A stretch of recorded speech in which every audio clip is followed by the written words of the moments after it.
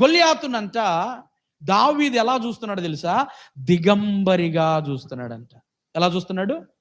దిగంబరి. అంటే అర్థం ఏంటి?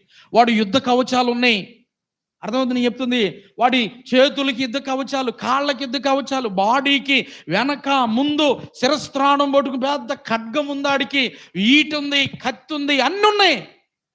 వీటన్నిటిని చూసే ఇశ్రాయేలీలు భయపడిపోయారు. ప్రభునందు ప్రియమందిరా, చాలాసార్లు మన జీవితాల్లో కూడా అంతే. మనుషుల ఎత్తులను చూసి భయపడతాం, వారి యొక్క పలుకుబడిని చూసి భయపడతాం, వాది చూసి ఇది చూసి ఎన్నో భయపడతాం. కానీ మనము న్యాయము కలిగిన వారమైతే, నీతిమంతులమైతే మన పక్షాన ఎవరున్నారు అనంటే మనుషుల కన్నా గొప్పవాడైన జీవము కలిగిన దేవుడు మన పక్షాన ఉన్నాడు. దేవునికి స్తోత్రం. ఇప్పుడు ఆ దిగంబరిగా చూస్తూ ఉన్నప్పుడు సున్నతి లేని ఫిలిస్తీయుడు ఎంత అని చెప్పి మాట్లాడాడు.